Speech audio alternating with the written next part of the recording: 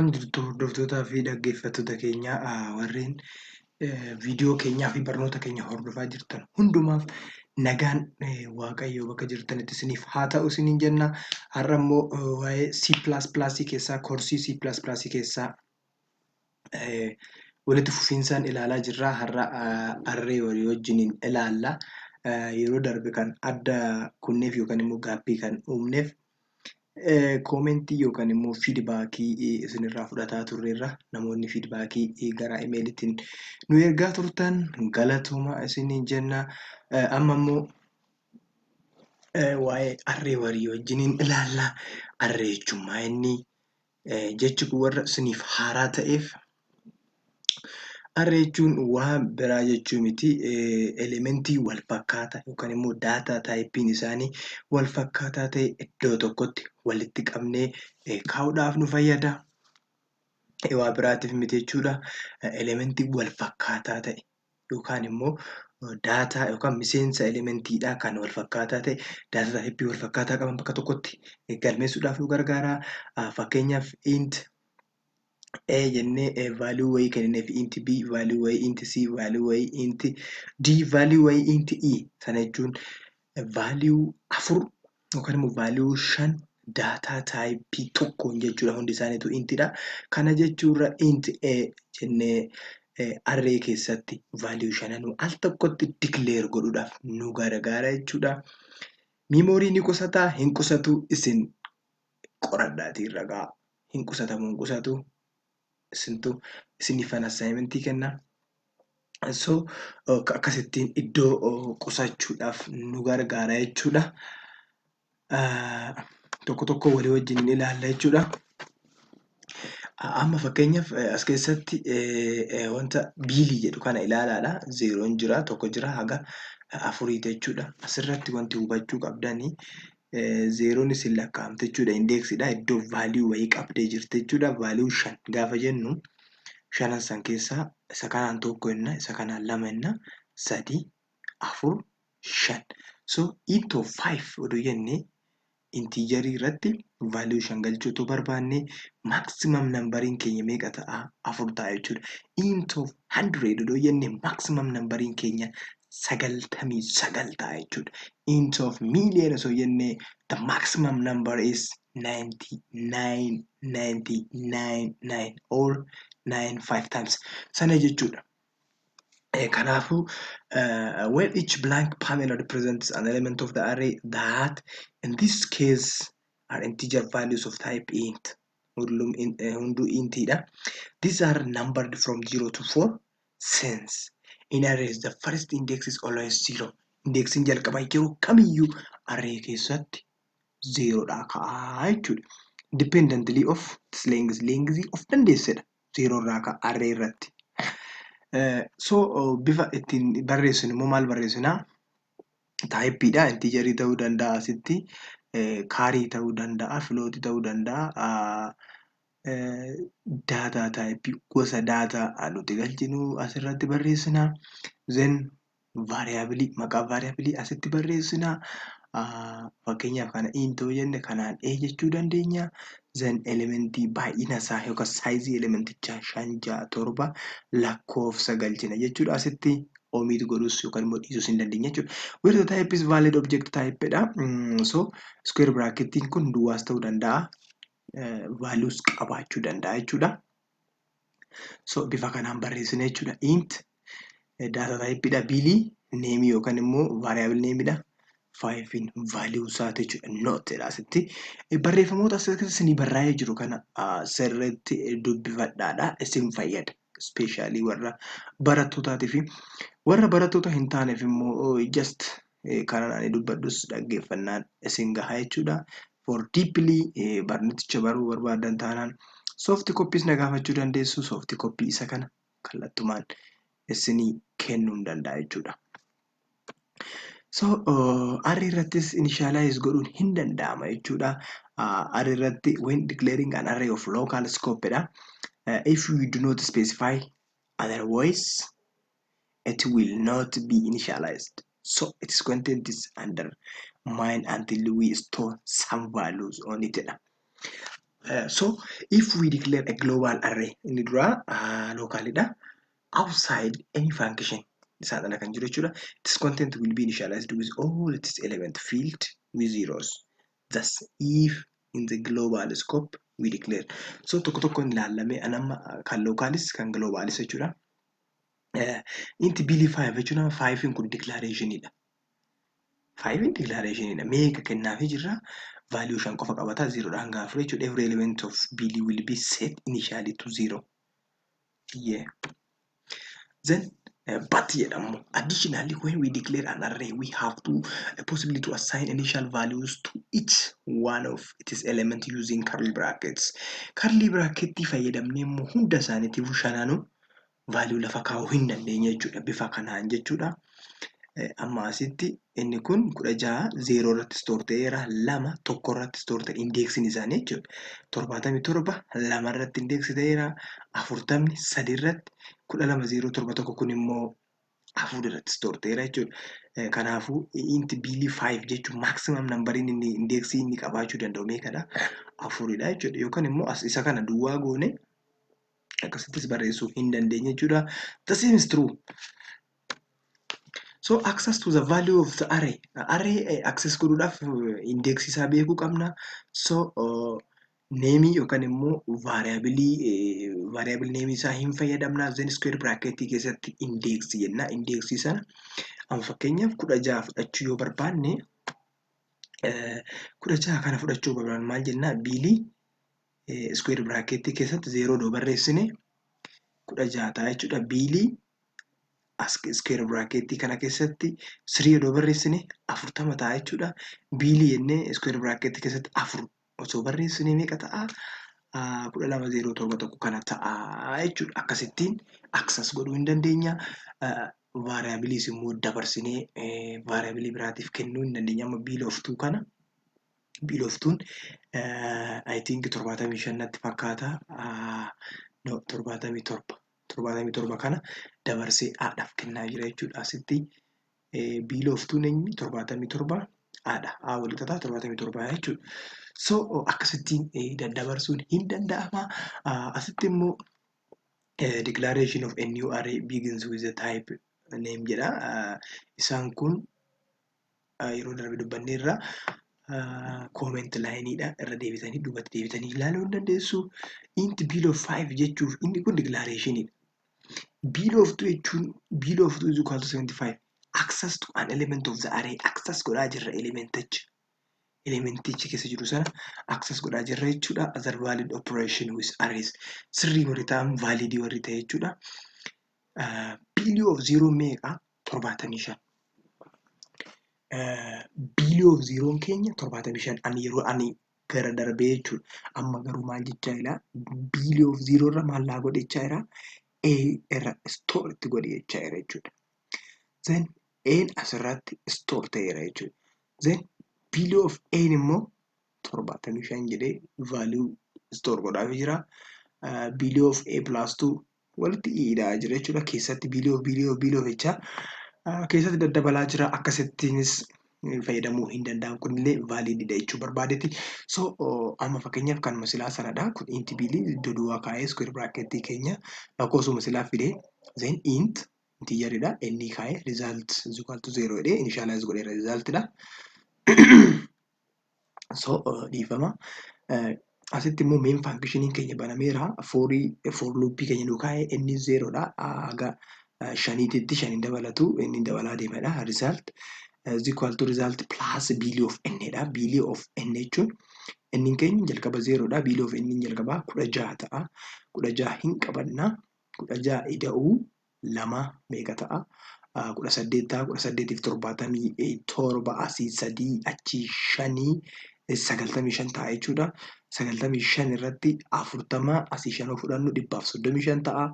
135 asirratti gaafa daanu 5 fi 135 5 fi 1 6 ta'a. 7 fi 3 0dha. Meeqatu dhufa? 3 ta'a. Yes. 135 1 fi 5 6 7 fi 3 0dha. Tokko qabna. 1 12 1 6 0.6 jechuudha. 12 tokko 0.6. 12 tokko 0.6 dhufa jechuudha vaaliyuun kuni. Yes. 12 amma asitti 135 jennee asiin 6 ta'a. 7 fi 3 0dha. 0dha. 7 fi 3 0dha. Takka qabna. Asittis tokko. So 12 tokko 0.6 malee 12 2 0.6 miti. Irra deebitanii kaalkuleet godhuu hin dandeessu. Kaalkuleetaraanii waan dogoggoruu hin danda'a. 16 fi 2 18 fi 77 95 95 fi 40 135 135. So as tokko jira. Sirriidha. 12 2 0.6 sirrii dhufeera amma jechuudha. Isa kanadha jechuudha value biraati miti. So multi-dimensional illee jira. Multi-dimensional means array of array. Array wal keessa galchanii array biraatiin ibsuu jechuudha. Bi-dimensional ta'uu danda'a, tri-dimensional ta'uu danda'a. Dimensionii baay'ee wal keessa makanii fayyadamnaan array sun multi-dimensional jennaan jechuudha. Amma fakkeenyaaf array jalqabaa 3 inni itti aanee jiru 5. Arreen inni jalqabaa 3 baata, inni itti aanu 5 baata. Walirratti waan ajajaa jiruufuu 3 baay'isuu 5 ta'a jechuudha. Maaliif kophaa kophaatti osoo ta'e 3 fi 5 baatu. Garuu amma walii isaaniittis store walirratti godhaa jiru waan ta'eef 3 of 1, 3 of 2, 3 of 3, 3 of 4, 3 of 5 jedhee akkasittiin deemaa jira waan ta'eef 3 baay'isuu 5 15 barreessuurra 3 5 barreessuu wayya jechuudha. Bifa maatriksiitiin jechuudha. Kanaafuu array of array jechuudha. Dhiifama. Assign a car for each second contained in a century, that is more than 3 billion cars that will consume about 3,000 megabytes of RAM memory if we could declare it. Isa kanadhaan inni jechaa jiru bifa kanaan asitti 365 dhibbi jaarraadha, waggaadha. 365 guyyoota, 24 sa'aatidha, 60 daqiiqaadha, 60 sekandiidha. Akkasitti yoo declare goone maaltu ta'edha? About meegaabaaytii 3,000 ol raamirraa nu barbaada. Raamiin immoo haga kana waan hin dandeenyeef yookaan dhaabachuu danda'a. Yoo dandeette immoo store godha. Baay'ee iddoo baay'ee fudhata jechuudha.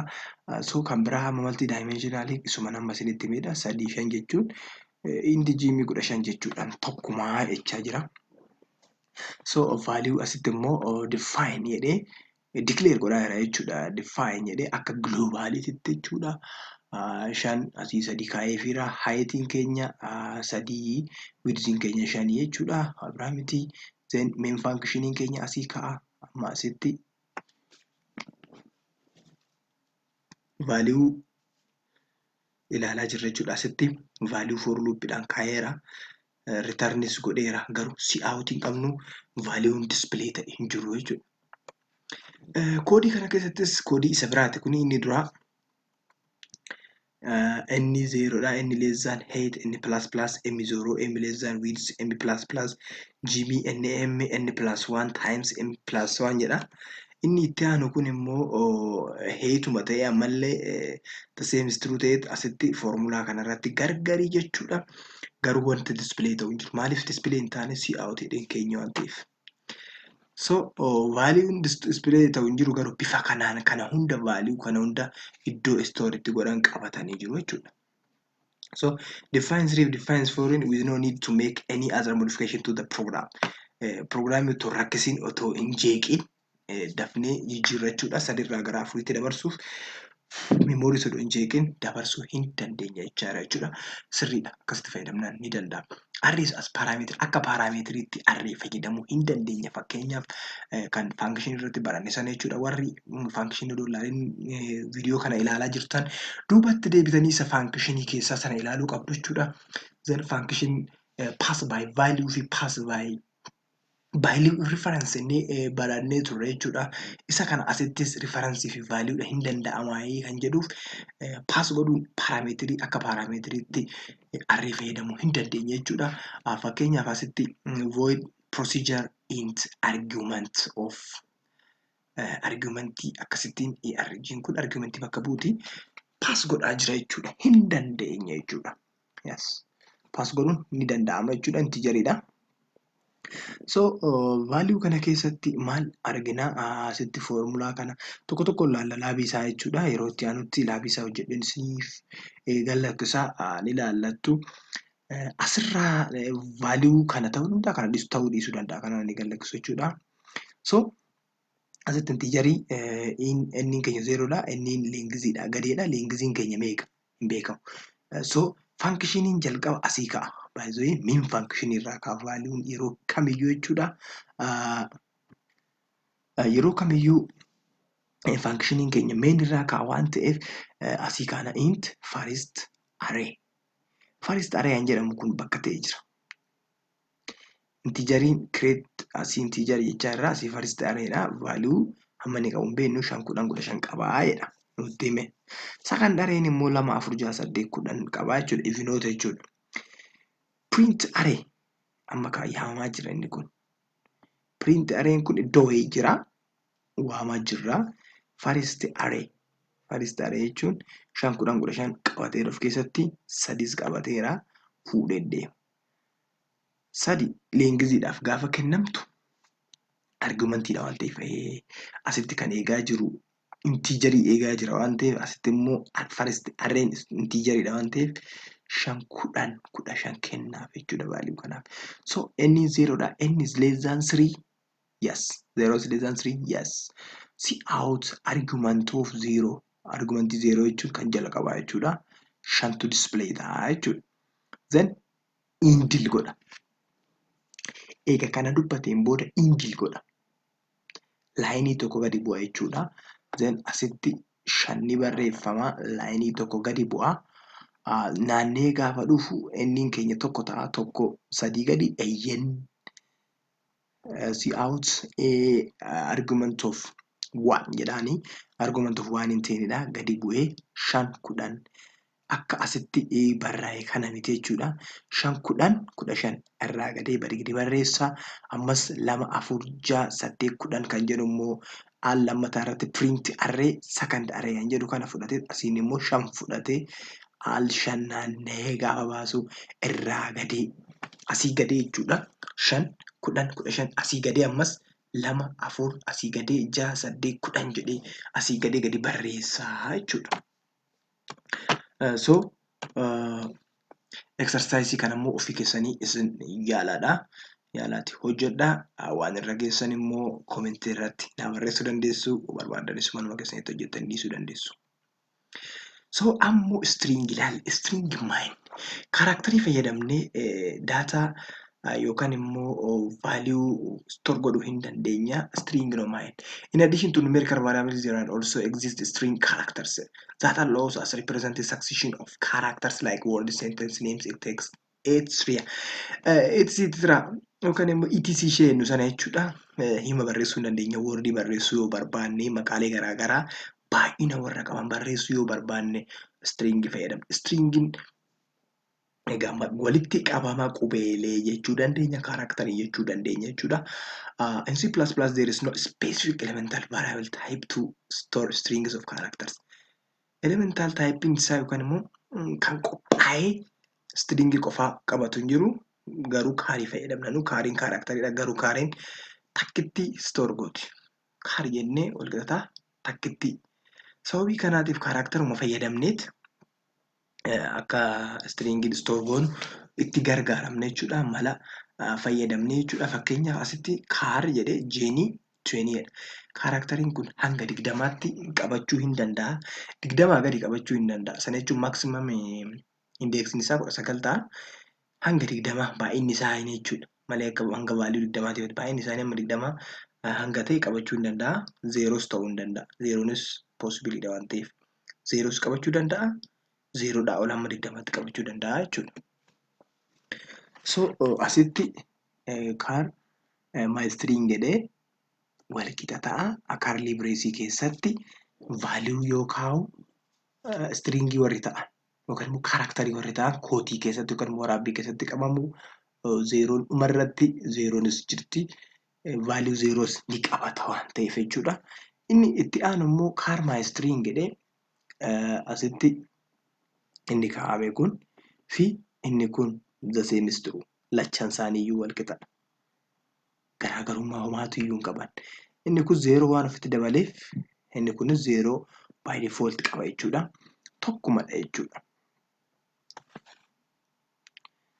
Isa waliin galaatti gaafa fayyadamnu amma fakkeenyaaf in both cases the arrays are or strings characters. My string is declared with the size of 6 characters.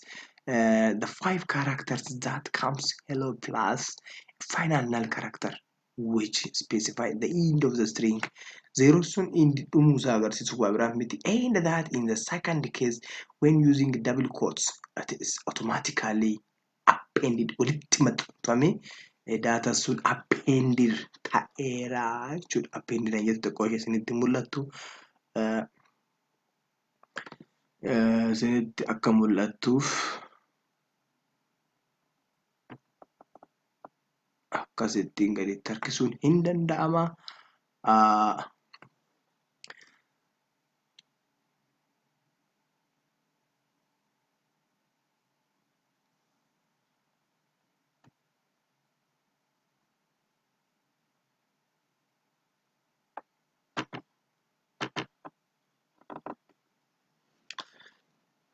So note that the assignation of multiple assignments immoo hin dandeenye jechuudha. Assign godhuuf hin dandeenye jechuudha. Content like double quotes contacts two arrays are only valid when initializing the array. That is at the moment when declared. Expression within the code like amma asitti jechuudha. Inni jalqabaa kun my string is equal to hello. Inni kun duubaan intiin odoo jiraate hin ta'a. Inni kun jechuudha.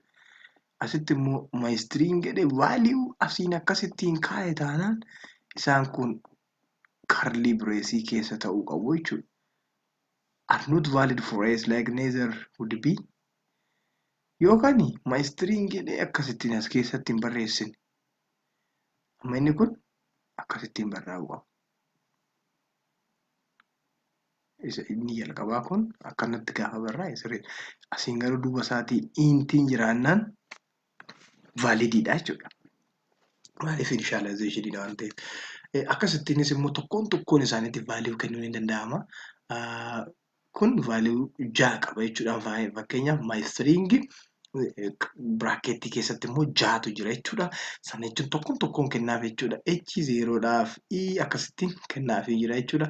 But as you may think, this does not seem to be very practical method, which is very difficult. Ulfaataadhas akka takka kennuufiin. So kana hojjechuudhaaf amma star copy jechuudha, string copy jechuudha, cascading string jira, libraryidha inni kuni string dootachi keessa jiru. Star copy jechuun string isa lammaffaarra jiru tokkoffaarratti copy godhe jechuudha.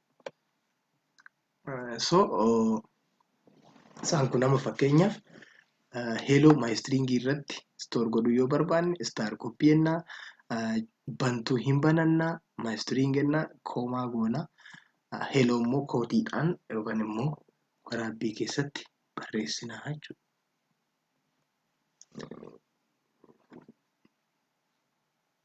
So asitti hash include iostream.h header file keenya jira, include string.h kunillee stringidhaaf nu fayyada jechuudha. Isaan kun hin jiran taanaan stringii star copy star len length isaa baruudhaaf jechuudha. By the way asitti string length stringii sanaa fakkeenyaaf maqaan koo baay'isaa yoo ta'e baay'isaan oreeffaan gaafa barreeffamu qubee 10 dabalatee 9 qaba jechuudha. Lakkaa'uudhaaf maal goona star jenna string kan jedhu kana str l en jennee bantuu bannee baay'isaa jennee achi keessatti barreessinee itti cufu. Then yookaan immoo cout jenneetuma star len jennee maqaa koo achi keessatti gaafa barreessinu maal godhaa value maqaa sana ida'ee walitti ida'ee baasaa jechuudha. Lakkoofsa isaa meeqa akka ta'e 9 ta'e 10 ta'e baay'ina isaa baasa jechuudha. Kaar jedhee asitti kun maqaa kaarakteriiti. Jennee bakka buusuu hin dandeenya. Kun amma cimsuudhaaf yaada dheerate malee A of 20 dha jedhaa qabadhaadha. Star copy. This is A, J Saul. J Sauliin kun asirratti store ta'eera jechuudha. Size of my name kun J dot Saulii ofirraa qaba jechuudha. Copy ta'eera. See out. Size of my name kun immoo maal ta'e display ta'a jechuudha. J dot Sauliin output ta'a jechuudha. So asitti immoo maal argaa jirraa? Main function irraa kana ammas size of my name 20 dhuma string set string dha amma. Yes. Set string kun functionii iddoo wayii jiru call godhaa jira. Set string size of name fi J Saulii kana ofirraa qaba jechuudha. See out in arginu see out kana baay'ee asin geenye. So size of name 20 ta'uusaa qabadhaa. J of Saulii fudhannee deemna. Size of name isa kanaaf kennina. Size out jedhu kanatti kennina 20 jechuudha. Size out irratti store ta'uu kan danda'u 20. Car size n kun immoo J Saulii yookaan immoo Saulii isa ta'u ofirraa qaba jechuudha. Int n0 amma bira dhaqnee irraa size out n kuni valuun isaa hamma ta'e barreerra.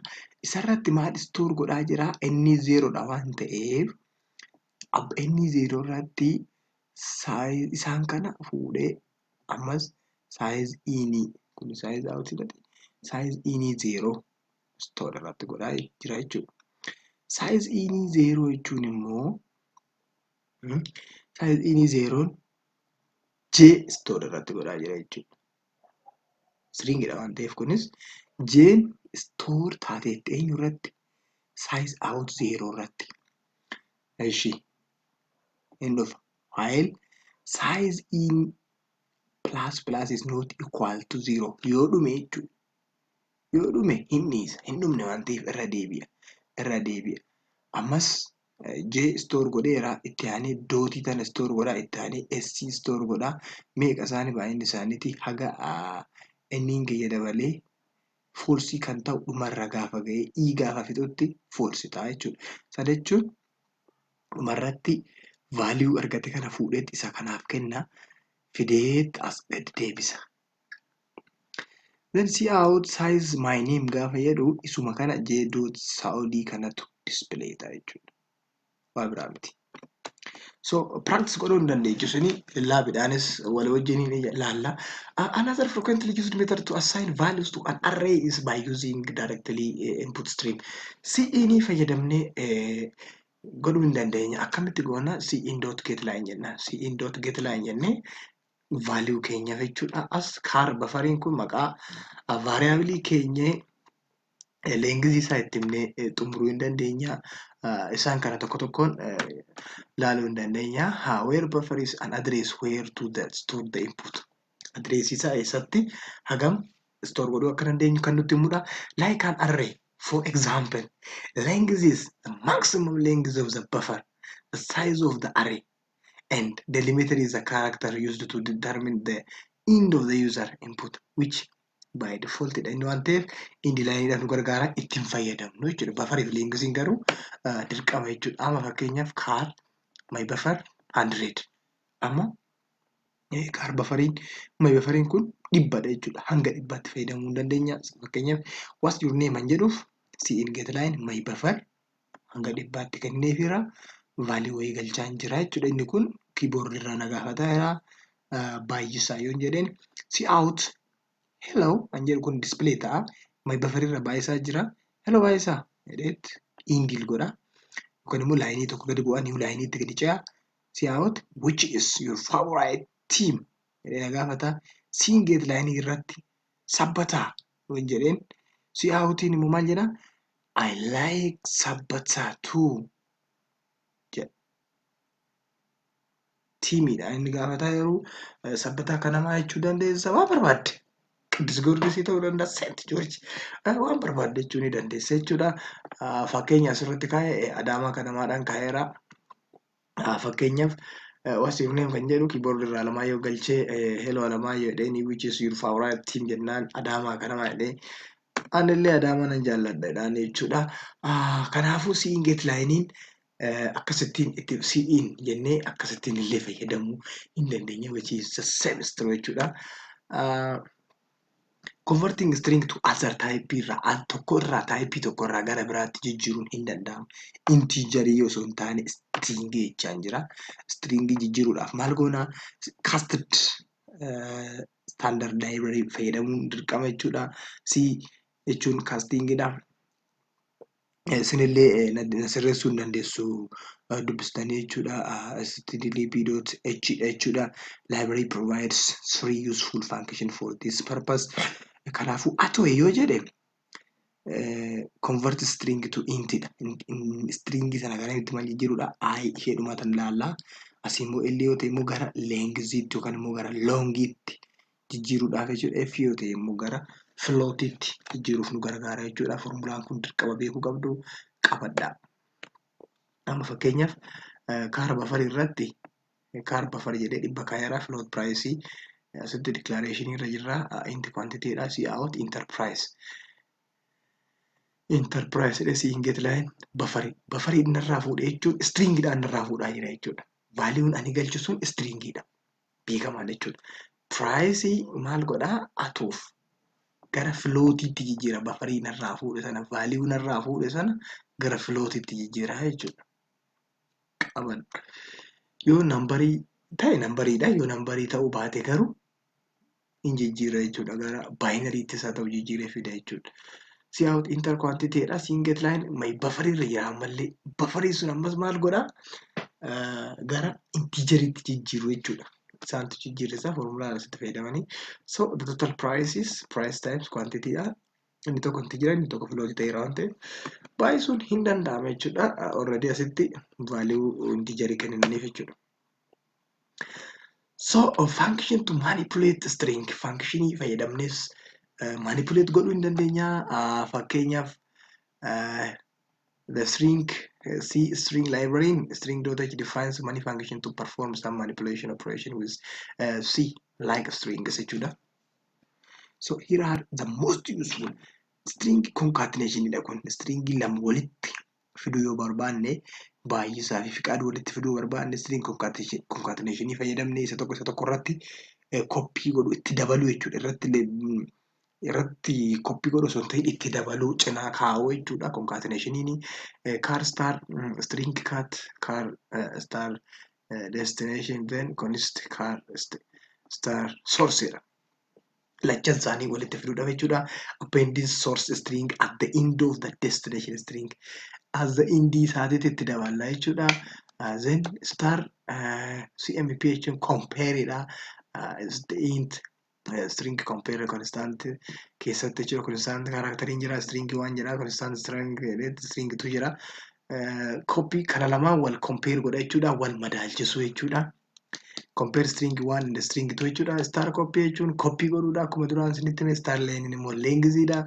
Size of the star lane constant string return is the length of the string dha. Not char is the same as char isaan tokkuma jechuudha jarri kun lamaanii. So write the program that uses while loop to find the sum of the first 20 positive integers. Write a program that uses while loop to find the sum of the first 20 positive integer.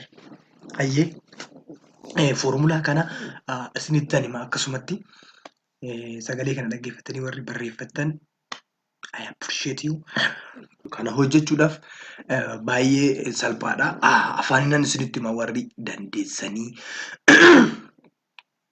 sagaleedhuma afaan kootii dhageessanii qabachuu dandeessan isin namoota jagnaa yookaan immoo ciccimoo jedhaman keessaa tokkodha. Isinitti anima dhaggeeffadhaadha. Hash include iostream.h then main function hin bantu sana booda int a, b, c semicolon kana hunda kana declare godhuuf booda hin barbaachiseen jijjiirra jechuudha fi achiin booda int sum is equal to 0. Then c out enter a number ennani c in a irra ta'echisna c in jenne a inna then while is less than 20. Itti cufna hin seenna. Sum is equal to sum plus a jennaan.